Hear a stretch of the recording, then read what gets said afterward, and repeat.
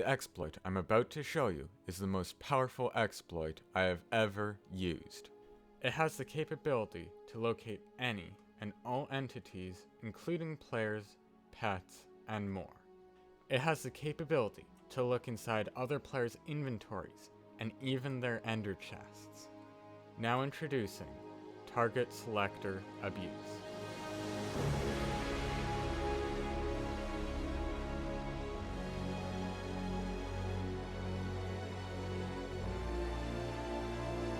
Cut the dramatic music.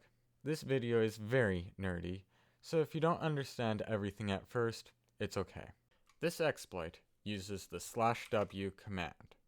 The /w command is one of the few commands that a member can do. So just because I'm going to be talking about commands doesn't mean that you can't do this if you are a member on a server. That this exploit does require cheats to be on, but the majority of multiplayer servers already have cheats enabled, and if you can't tell from the name, Target Selector Abuse uses target selectors. A target selector is a part of a command that selects an entity for a command to apply to. For example, in the /give command, the thing after the give is the target selector. There are also conditions that a target has to meet for the command to apply to that entity. These conditions are called selector arguments. Using the whisper command, you can get an output for all entities that match a certain condition. Using these conditions, you can find all the information I mentioned in the intro. The most basic selector arguments are the name and type selector arguments. Name checks for the name of the entity, and type checks the kind of entity. For example, chicken, player, wolf, etc. The next most basic target selector is r equals, which stands for radius. Any entity within a radius of the player will be named from closest to furthest. rm equals will select any entity that is not within that radius from closest to furthest. Using these two target selectors, you can technically locate any entity in the world. Just there is a better, more complex way. Using x, y, z, and dx, dy, dz, you can have more control over the areas you search. Because the selection area is not a sphere, it's a box. And yes, it is pronounced Z, not Z. When using XYZ, you have to use all 6 of these selector arguments together, or else the XYZ will default to where the player is, and the DX, DY, DZ will default to 1. By using X and DX together, you can scan for the X coordinate of any entity. Just make sure that Y and Z are a very high number, DY and DZ are that high number, just a negative version of it, and 2 times bigger. The X equals is the starting X value that you want to start searching at. And then the DX value is how many values further from the X value you want to search. So in this case, it'll start at negative 300, and then it'll go negative 100 more. So then you'll end up at negative 400. So any entity between negative 300 and negative 400, X will be selected. And as you can see, it selects me, and I'm between negative 300 and negative 400. You can do this for each X, Y, Z individually to locate any mob. I hid a chicken out in the world with the name tag find me. To find this chicken, first select the name. First of all, make sure what you're searching for actually does exist in the overworld, because it could be hiding in the nether, or it might just not exist. As you can see, there is an entity named find me. This means that find me is in the overworld. To get the message set up, I set X, Y, and Z all to 1 million, and then I set DX, DY, and DZ to negative 2 million. Except for the Ys, I decreased them to 10,000 and negative 20,000 each. That's because people won't be hiding up and down as much. As you can see, it still selects the find me chicken. So now, I'm going to start scanning the X coordinate for the chicken. If I start at 0, and then go out to negative 2 million, if the find me chicken pops up, I know that the chicken is in the negative X direction. Because the chicken didn't show up, I know that the chicken is in the positive X direction. Just to confirm, I'm going to get rid of the negative. Yep, it's in the positive direction. To start off with, I'm going to check to see if it's from 0 to 1000 in the X coordinate. And as you can see, it is within 1000 blocks in the X coordinate. Next thing, is it within 0 and 100? No, it is not.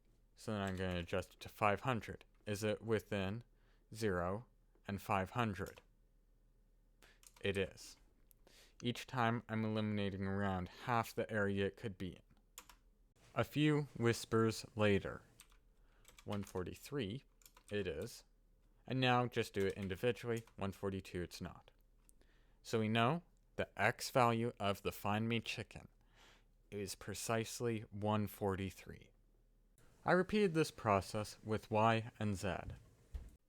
Okay, I did it for the rest of the coordinates. So we know the chicken's at 143, 72, negative 111. 72, okay, 73, negative 111. And we found the find me chicken. If those commands are just too complicated and you want a more basic way of finding any entity, there is a more basic way of using XYZ. This example is checking a radius of 100 from the location 0, 100, 0. As you can see, apparently I'm not within 100 blocks of 0, 100, 0. But if I change it to something that I am closer to, it does return me. So now I can tell that I'm within 100 blocks of 0, 100, negative 100. The next and most powerful use of this exploit is the hasItemSelector argument. The four useful subarguments are item, location, quantity, and slot. The item subargument checks if the player entity has a certain item. As you can see, I have netherite swords. The quantity subargument checks for a certain quantity of items. So if I check for 1, it doesn't find me. But if I do 4, it finds me, because I have 4 netherite swords.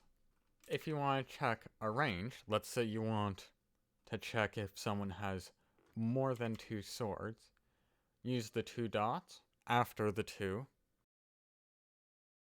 As you can see, I have more than 2 swords. If you want to check for less than 2 swords, use the 2 dots and then a 2. As you can see, I do not have less than 2 swords. If you want to check a range, let's say from 2 to 6, put the 2 dots in between the 2 numbers.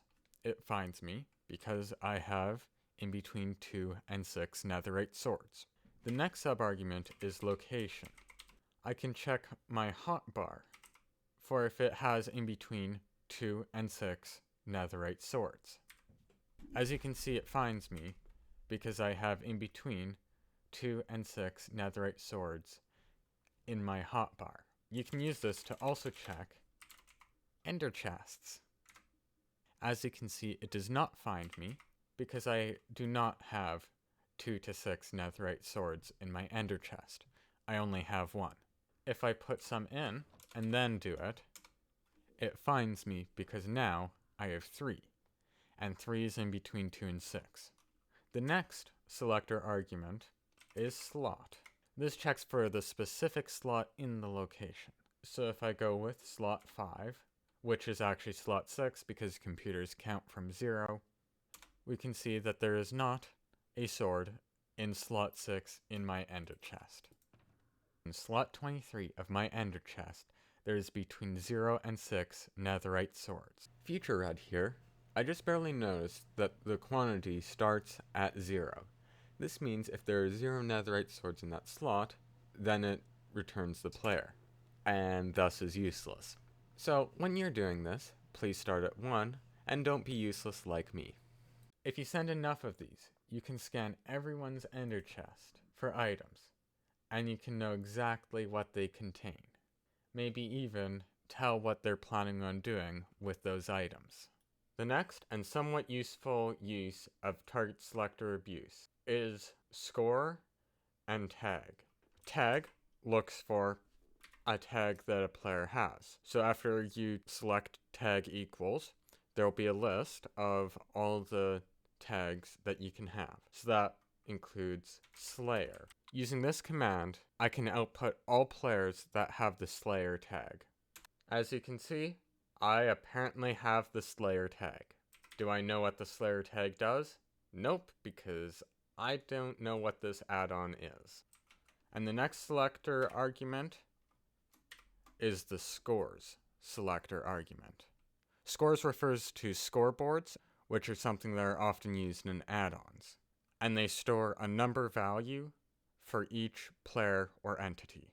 In this add-on, for the hardcore world that I play on, it keeps the amount of boss kills you've gotten. So I can check dragon kills, and then look for a certain number or a range of numbers for how many dragon kills I've gotten. If I do 100 and then 2 dots, that'll check if I have 100 or over 100 dragon kills. I do not have over 100 dragon kills, so it does not find me. Now, 50 dragon kills. I do not have 50 or more dragon kills. 25. Okay, I have 25 or over 25 dragon kills. And I can keep on doing this until I find the exact number. I've already done this process, so I know I have exactly 43 dragon kills. I actually got 41. As you can see, it outputs me, and I put in precisely 41 without any dots to select a range. This can be useful for, I don't actually know. But if you know how an add-on works, then you can search for any entity's scoreboard information. The next two target selectors are a little bit more niche. There's M equals, which is for game modes. So select C, and it shows you all the players that are in creative, which would include me. If it's survival, nothing gets returned because I'm the only player on the world. The only use I see for this is finding whether someone is admin abusing by using creative. And then there's the target selector L, which stands for levels. I don't know why this would be used, but you can scan for levels. For the admins out there that don't want others using this exploit, there are two ways to stop it. Number 1, manually set cheats off. This will disable target selectors across the entire server.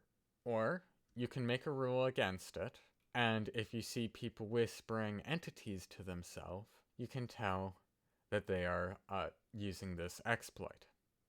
If you have any questions on what it can be used for, what it can't be used for, please ask in the comments,